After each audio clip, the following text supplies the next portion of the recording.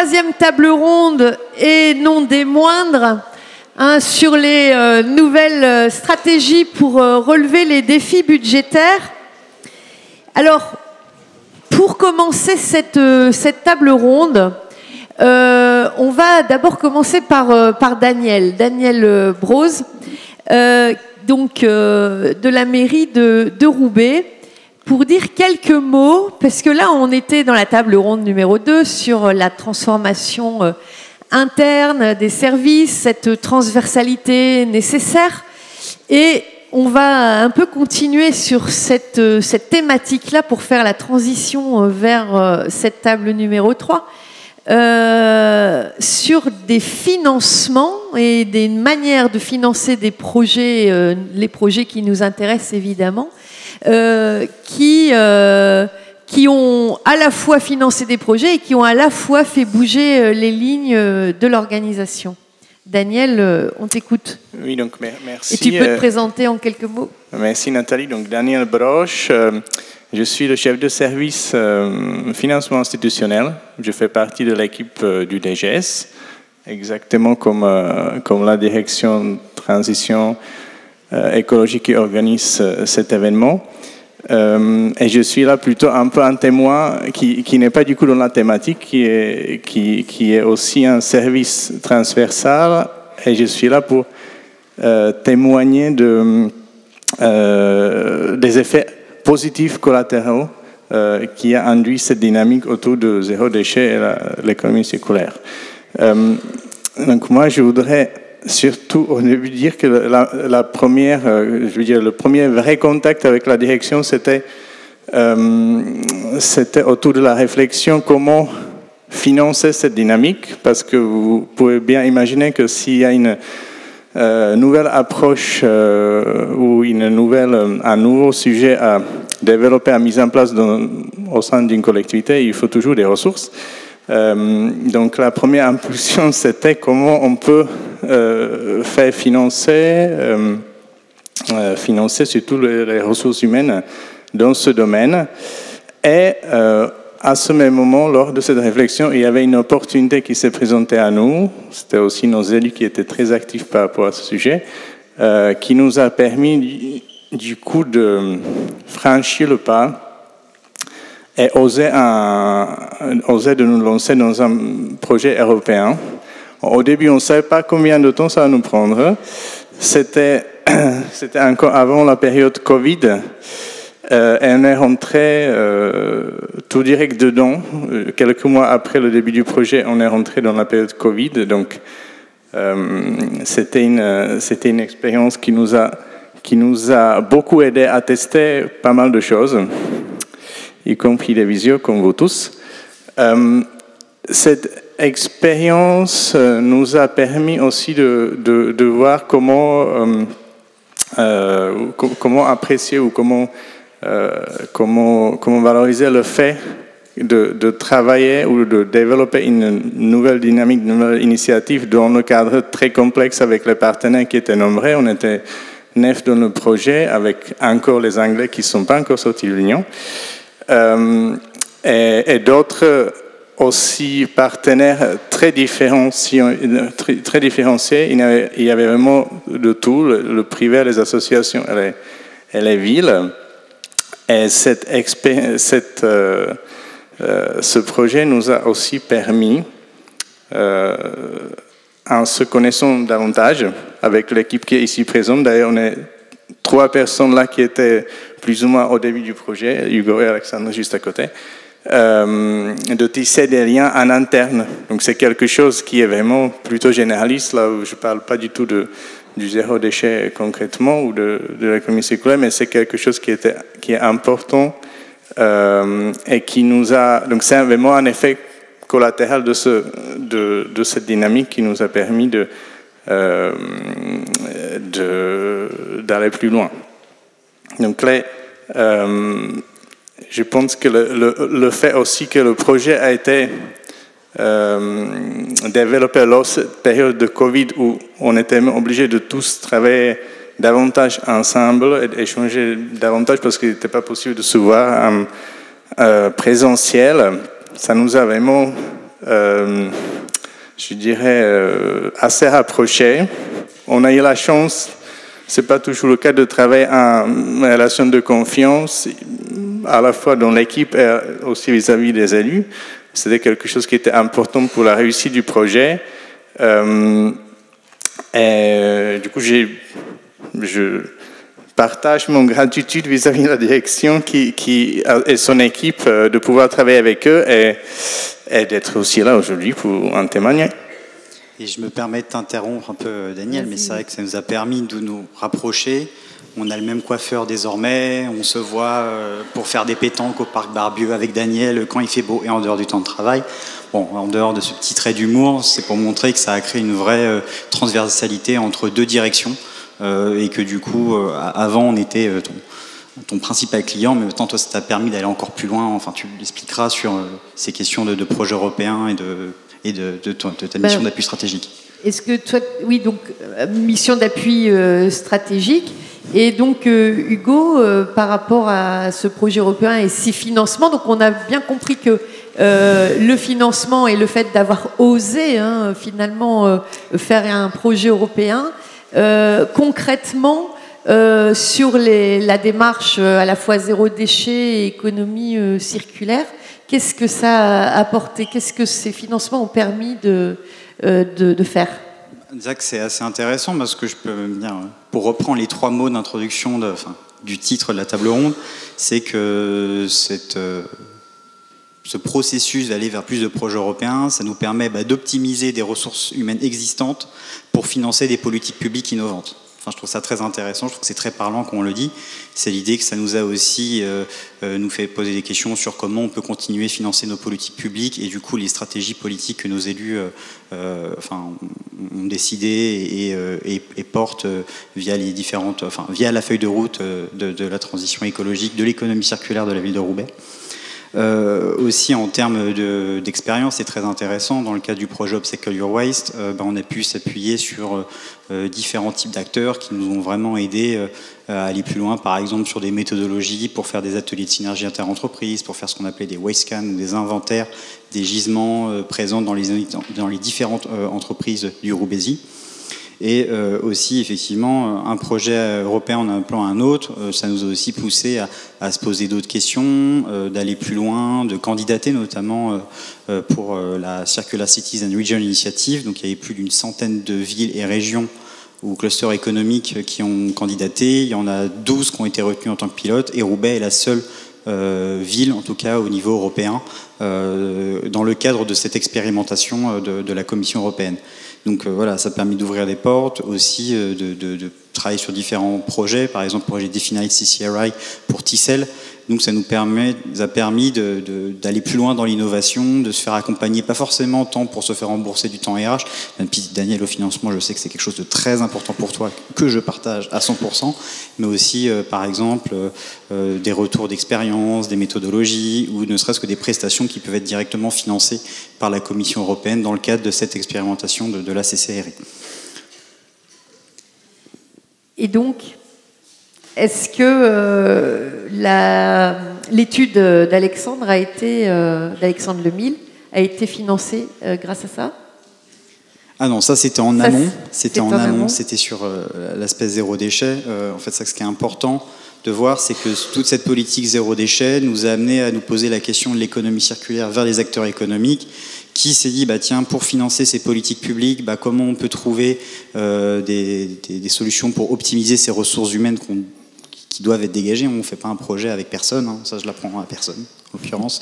Et l'idée, ça a permis vraiment de grandir, et de grandir ensemble sur ces questions-là. Et je pense que là même, Daniel, je te laisse reprendre la parole, parce que sur les sujets Europe, je vais arrêter, parce que tu as plein de choses à dire, et j'ai pas envie d'expliquer ces aspects. Et je me permets de dire qu'il faut le faire assez rapidement, parce que oui, on devra ensuite s'arrêter à 12h30. Tu me fais un signe ici.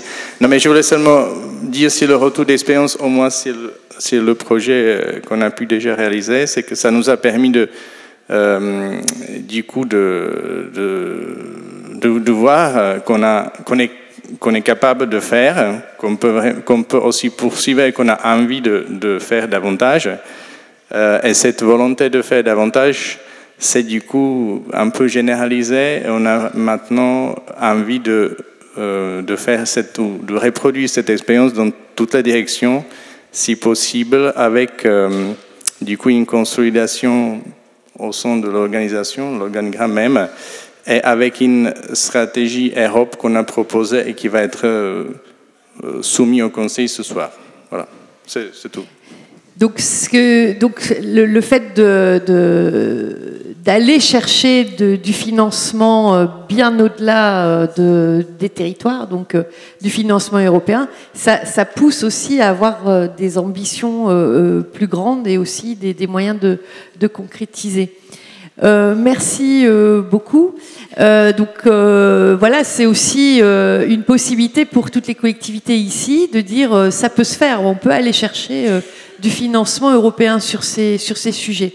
Je voudrais revenir maintenant sur donc cette fameuse étude d'Alexandre Lemille qui nous a permis à Roubaix de pouvoir quantifier les bénéfices et la valeur que crée une démarche comme Zéro Déchet. Alexandre, je vous laisse vous présenter et nous parler de cette étude. Merci Nathalie. Donc Alexandre Lemille, je dirige un cabinet de conseil qui s'appelle Anthesis, mais à l'époque, parce que ça fait quelques années que j'interviens avec la ville de Roubaix, à l'époque j'avais ma propre société de conseil.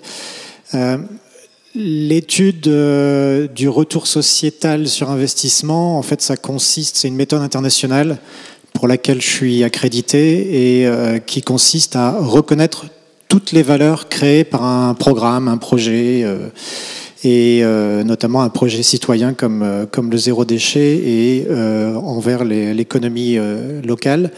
Et en fait, l'idée, c'est de comprendre sur les 3 dimensions, économique, environnementale et sociale, via le prisme social, quelle est la valeur que l'on crée auprès des gens, donc des citoyens, et aussi la valeur que l'on crée auprès des entreprises qui se sont engagées dans une démarche d'économie circulaire. Et en fait, ce qui s'est passé, c'est que quand j'ai fait cette étude, bien sûr, l'étude consiste à aller voir les gens, parce que c'est un retour sociétal. Donc il faut comprendre ce que les gens, les familles et les entrepreneurs nous expliquent. C'est l'explication du changement. Donc comment les choses ont évolué d'année en année. Et là, on avait à peu près 6 ans de retour sur l'expérience zéro déchet. Le programme s'est lancé en 2014 et on était en 2020. Et donc l'idée, c'était de se dire, voilà, qu'est-ce qui a changé dans vos vies depuis 6 ans. Alors, il y en a qui n'étaient pas engagés dès l'origine, mais les fameuses familles dont on a parlé toute la matinée, elles l'étaient. Et en fait, il y a eu des changements assez révolutionnaires, tant et si bien que j'ai à peu près fait 10 études SROI dans ma petite vie, et c'est celle qui génère le plus de valeur sociétale, sans conteste. Et de loin, parce qu'en général, les retours sociaux sur investissement, c'est 3-4 euros de valeur créée par euro investi. Et on parle bien de valeur créée, je ne parle pas de monnaie, je parle des coûts évités ou des changements positifs. Alors il y a beaucoup d'intangibles, il y a beaucoup de subjectivité, mais le matin quand on se lève, on a envie de changer le monde, on a envie de créer de la valeur, et les 3/4 de ce qu'on fait dans notre journée, on pense qu'on a fait un bon travail, mais les 3/4 sont pas monétisés. Bon, il y a certains gouvernements actuellement qui ont envie de tout monétiser, mais c'est pas le cas. Là, ici, c'est vraiment de reconnaître qu'est-ce qui a changé au sein des familles et des entreprises sur le territoire roubaisien. Et c'est ce en quoi consistait l'étude. Et donc, pour chaque euro investi dans le territoire roubaisien sur ces programmes, les programmes envers la famille, les programmes qui ont été financés par Upcycle Your Waste, et puis là dernièrement il y a même la Lotec, ont généré plus de 9 euros, en fait 9,8 euros de valeur sociétale. Donc un changement assez important.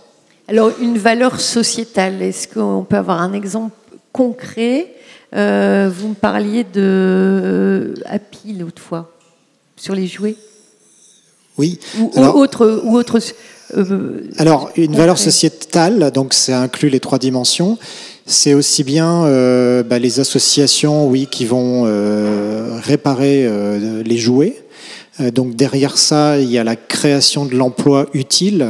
Donc on va embaucher des gens pour une utilité dans notre système économique, c'est-à-dire qu'on va embaucher des gens dans la réparation d'objets tels que les jouets.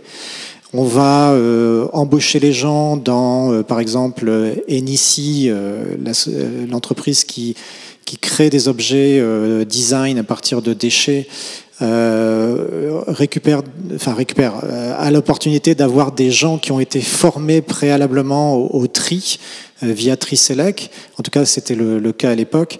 Et donc, ces formations ont une valeur et que Enici n'a pas forcément à payer. Et cette valeur est reconnue dans les systèmes de retours sociétaux sur investissement. On va aussi reconnaître tous les changements qui s'opèrent au niveau des familles. Alors, au niveau des familles, on a séparé 2 types de familles. On a classé des familles en difficulté et les familles sans difficulté apparente. Alors, on a tous des difficultés dans la vie, mais il y a des familles qui s'en sortent mieux économiquement et socialement que d'autres. Et donc, il y a eu une séparation parce qu'il y avait vraiment 2 types de familles qui adhéraient au zéro déchet à Roubaix. Et dans les familles en difficulté apparente, il y avait ce besoin d'économie. La vie coûte moins cher quand on vit une vie à zéro déchet. Et donc on en a parlé, j'ai entendu la valeur tout à l'heure. J'ai entendu parler de 150 € d'économie par mois par famille. C'est à peu près ça. Moi, j'avais reconnu un petit peu plus que ça. Mais on est autour des 150 €. On épargne au bout de 2 à 3 ans dans le programme Zéro Déchet, on commence à épargner pour soi-même. Et au bout de 3 à 4 ans, on commence à épargner pour ses enfants, voire ses petits-enfants. Donc ça, c'est intéressant. Il y a un investissement sur les générations futures par cette action d'épargne. Et surtout, ce qui est hyper tangible ici, c'est les résultats de santé. Moi, j'ai eu accès à des prises de sang ou à des évolutions sur des tensions artérielles qui n'existent plus, ou du cholestérol qui a diminué. Et les gens me disaient qu'il y avait un lien fort avec le fait de vivre une vie plus saine, de planter ses fruits et ses légumes. Les docteurs ont confirmé cet aspect des choses et voilà, les résultats parlent d'eux-mêmes. Donc c'est tous ces changements qui ont été reconnus, mais ils interviennent. C'est un ensemble de changements. En fait, il y a un objectif qui est la stabilité financière, le fait d'être en meilleure santé, le fait de pouvoir épargner pour le futur, Mais c'est pas forcément les étapes pour aller vers cette situation, ce qu'on appelle un objectif ultime. Il y a plusieurs étapes. Ça se passe tout doucement. Il y a plusieurs décisions qui se font d'année en année et qui font qu'après, l'accumulation de ces petites étapes, de ces petits changements, font qu'on arrive à une stabilité financière, à une situation de meilleure santé ou à une situation de relationnel redécouvert. Voilà, avant, j'avais pas d'amis ou moins d'amis. Aujourd'hui, je connais tous mes voisins parce que l'été, je partage le surplus que j'ai dans les jardins partagés ou je vais dans les jardins partagés et je réalise qu'on n'est pas la seule famille à avoir des difficultés et il se trouve que les difficultés sont identiques dans d'autres familles de Roubaix et je me sens moins seul. Et donc, toute cette accumulation fait qu'il y a énormément de valeur créée, mais il faut aller la chercher, il faut la comprendre. Et c'est pas de la monnaie, c'est pas de l'argent qu'on récupère, c'est des changements diffus, intangibles ou tangibles qui se font dans la ville et qu'il faut aller chercher et comprendre. Alors, c'est quoi aussi les limites en fait de ça, parce que c'est super si on pouvait tout le temps faire cet état des lieux et dire mais regardez, on crée tellement de valeur mais pas monétaire, mais regardez toute la valeur qu'on crée. Ce serait super de pouvoir le faire tout le temps. Oui, ce serait super. En fait, Vous avez la courbe de Bell, on appelle ça, c'est cette table, la valeur de cette table aujourd'hui, c'est, je ne sais pas moi, 50 € ou 70 €. Il y a un prix dessus, c'est fixe parce que l'offre et la demande me dit que je vais devoir payer 50 € pour accéder à cette table.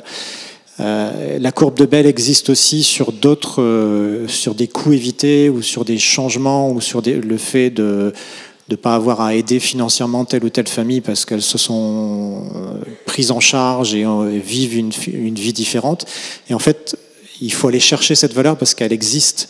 Maintenant, le risque, c'est de ne pas marchandiser le retour social sur investissement, mais ça aide à prendre des décisions, à se dire... En fait, c'est une méthode qui vient des ONG. À l'époque, dans les années 90, les ONG dépensaient des millions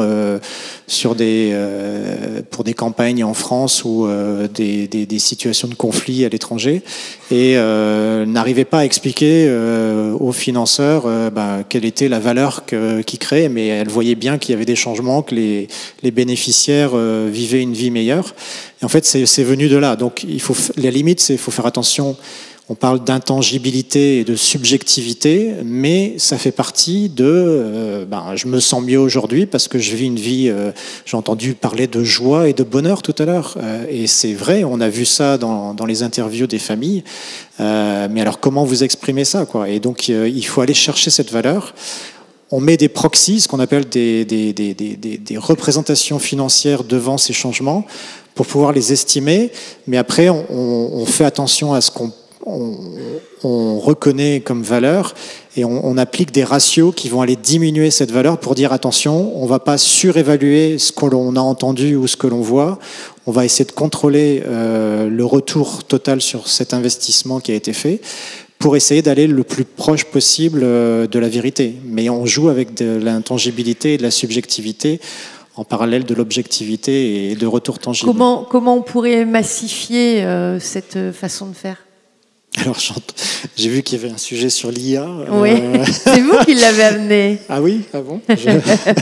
Avec l'âge, je perds la mémoire. Mais je suis pas sûr que l'IA arrive à comprendre la subjectivité des choses, mais on va bientôt y arriver. Mais massifier, c'est compliqué parce que c'est du social, quoi. On va voir les gens, on écoute l'histoire du changement. Donc, une des limites d'une telle étude, c'est que ça prend minimum 6 mois à faire et avec beaucoup de temps homme ou temps femme impliqué. Et c'est compliqué de faire différemment parce qu'il faut prendre le temps d'écoute, de comprendre et de digérer ce qu'on nous dit. C'est les histoires de vie, quoi. Et alors, pour terminer sur votre intervention, mais comment les collectivités présentes pourraient profiter de ce travail aussi et quel serait le conseil que vous leur donneriez ? Typiquement, alors c'est difficile, on ne peut pas comparer une étude de SROI, on ne peut pas la comparer avec d'autres. Hein. La comparabilité n'est pas possible puisque les populations cibles, donc les bénéficiaires, les citoyens de Roubaix et les entreprises de Roubaix, sont différentes. Donc la comparabilité n'est pas possible entre deux projets différents, dans deux géographies différentes. Mais on peut retenir certaines recommandations. Par exemple, à l'époque, l'étude date d'il y a un petit peu plus de 2 ans, donc à l'époque, il y avait une recommandation de mettre en place des ambassadrices, puisque les femmes dans les familles sont celles qui prennent les décisions et qui vont de l'avant dans ce domaine. Il y avait une recommandation sur la problématique, ce que j'appelais la problématique du mari. Le mari bloque dans 80% les efforts qui sont faits dans les familles pour aller vers cette vie à 0 déchet. Il y a la problématique pour les entreprises. Vous avez toutes des start-up qui veulent se lancer dans l'économie circulaire ou le 0 déchet. Et en fait, il y a un manque de communication et de logistique entre elles. Elles ont besoin qu'on aille dispatcher leurs produits ou qu'on aille récupérer leurs produits, qu'on hygiénise les bocaux ou qu'on labellise tel ou tel produit. Par exemple, j'avais suggéré de lancer un label refait à Roubaix ou remade in Roubaix ou quelque chose qui dise que les objets ont été réparés ou refaits dans la ville. Qu'est-ce qu'il y avait d'autre? Il y avait la co-création, donc ces services d'hygiénisation des objets ou de ces labels qui peuvent pas être faits par une entreprise c'est pas indépendante, mais en collectif. Et puis après, une fois qu'on a fait cette étude, on fait une analyse de sensibilité, et l'analyse de sensibilité révélait que la création de valeur pouvait être démultipliée en augmentant la cible, donc le nombre de familles. Donc c'est ce qui est fait actuellement. On est passé, à l'époque on était à 600 familles, aujourd'hui je pense qu'on est au double. Et puis la mutualisation donc dans les entreprises qui font de la circularité. Donc ça c'était aussi une poche de création de valeur future. Et enfin l'aspect de la confiance retrouvée au sein des familles et la santé. Donc ça c'était deux sujets aussi qui créent énormément de valeur sociétale et qui étaient la recommandation de l'étude. Merci beaucoup Alexandre. J'espère que chaque collectivité ici présente pourra prendre quelque chose de ces recommandations. En tout cas, moi si je prends ma casquette développement économique, je me dis qu'il y a énormément encore à faire et énormément d'opportunités si on creuse le sujet. Merci Alexandre, et je voudrais maintenant me tourner vers Agnès Jacques de l'ADEME. Puisque donc cette table ronde a pour objet l'optimisation des ressources humaines, d'aller chercher de l'argent, comment financer tout ça, innover. Et l'ADEME a beaucoup de choses aussi à nous apprendre là-dessus. Oui, merci. Alors, beaucoup de choses peut-être à partager, mais on se nourrit aussi beaucoup de tout ce qu'on entend, notamment depuis ce matin et les différentes tables rondes et tous les intervenants. Alors, pour donner quelques éclairages sans être trop longue, puisque vous nous aviez proposé de préparer une image et une seule, je vais m'appuyer sur cette image et essayer d'en tirer 2-3 éléments, de m'en inspirer. Alors, sur la partie gauche de l'image, en fait, c'est la couverture d'une édition qui n'est pas très ancienne, qui met un peu en récit ce que l'on fait avec les fameuses villes démonstratrices de la conduite du changement dans le domaine de la transition écologique. Donc c'est une publication que vous pouvez retrouver sur la librairie ADEME, très intéressante. Elle ne parle que de collectivités des Hauts-de-France, mais c'est déjà très bien. Nos 4 démonstrateurs, Roubaix, Los-Angoël, Grande-Synthe et Fourmies, chacune ayant à la fois porté une initiative avec une volonté politique forte d'engager le territoire au sens large, le territoire avec toutes ses composantes, les élus, les citoyens, les entreprises, le tissu associatif, dans une démarche, une dynamique de transition. Et donc là, on explique pourquoi l'ADEME a souhaité accompagner ces territoires démonstrateurs, comment on s'y est pris, qu'est-ce qu'on cherche aussi en termes d'accompagnement et d'inspiration à travers ces démonstrateurs, et ensuite on donne la parole au territoire. Donc voilà, vous avez à la fois, donc c'est Alexandre Garcin qui s'exprime pour la ville de Roubaix, qui témoigne dans cette brochure, mais aux côtés aussi d'autres élus et acteurs engagés des 4 villes. Et donc, par rapport à la thématique finalement de cette table ronde, ça illustre aussi un de nos métiers à l'ADEME. On est opérateur de l'État pour un certain nombre de missions dans le champ de la transition écologique, et parmi nos métiers, on a bien sûr cet enjeu de permettre, d'aider à créer les conditions de la généralisation et de la massification des solutions de transition écologique.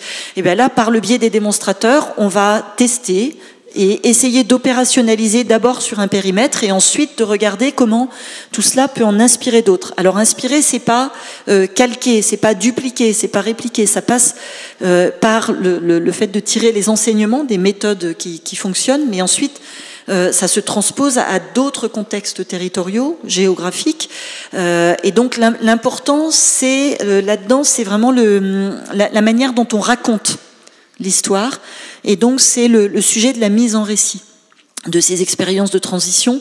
Je n'ai plus en tête l'auteur de cette petite phrase, mais ça va faire le lien aussi avec ce que vous avez expliqué. Ce qui compte ne se compte pas forcément, mais se raconte. Et c'est ce qu'on cherche à faire dans la mise en récit.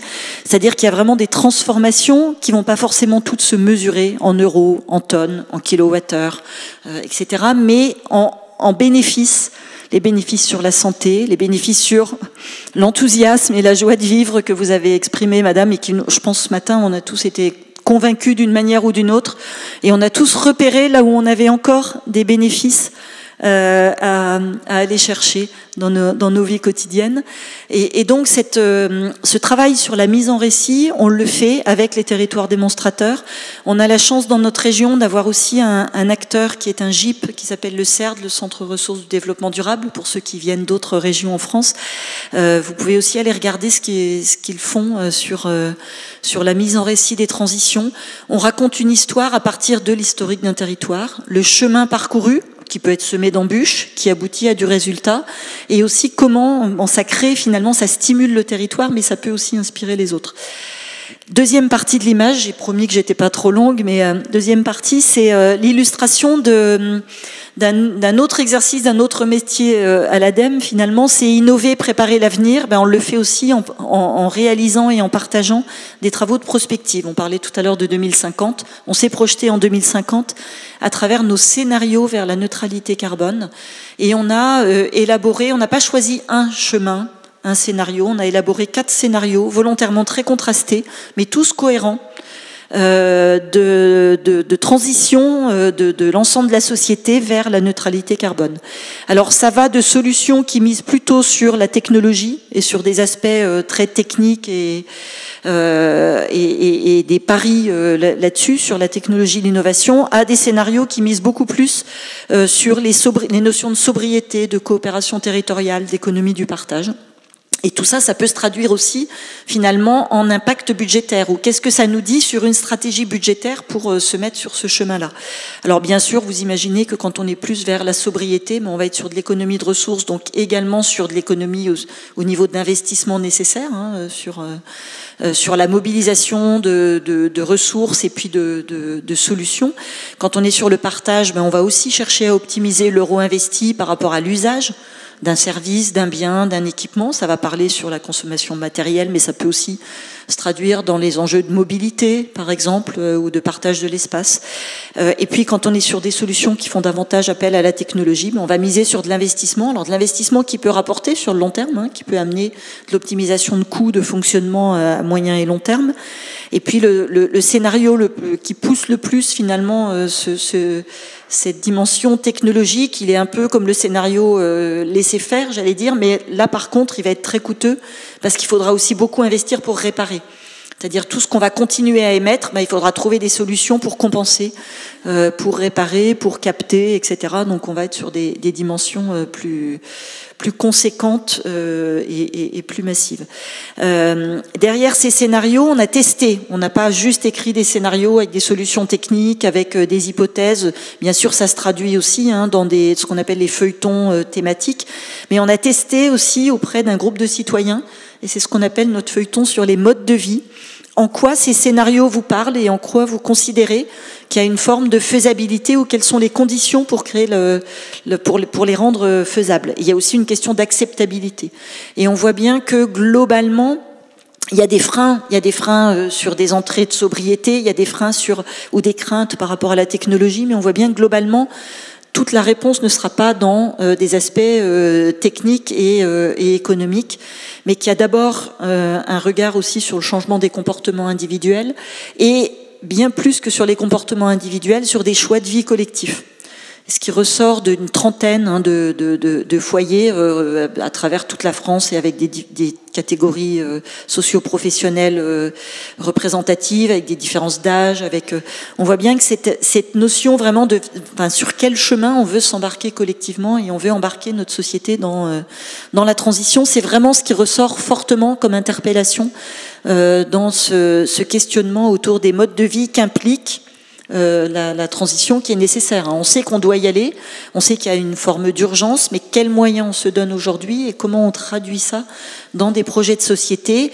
Et au milieu de tout ça, il y a bien sûr le territoire qui est au cœur. La transition, elle passera par des choix à l'échelle des territoires, avec des décisions fortes, avec des volontés d'y aller, mais aussi avec ce qui peut paraître compliqué, mais qui rapporte plus que des choix individuels, c'est le fait de faire avec tout le monde. Parce qu'on a des formes d'intelligence collective, parce qu'on a de l'expertise d'usage des uns et des autres, qui peuvent se mettre en commun et qui peuvent amener à construire des solutions qui vont s'inscrire dans le long terme. Une fois que j'ai dit ça, je pense qu'on revient assez facilement aussi à des choses qu'on a entendues ce matin, à travers l'expérience des foyers, à travers l'exemplarité dans les collectivités, à travers ce que vous verrez cet après-midi dans des solutions locales, avec des acteurs économiques qui s'engagent et qui montrent qu'il y a des modèles nouveaux qui peuvent s'imaginer et, au-delà de s'imaginer, trouver leur place très concrètement dans un écosystème.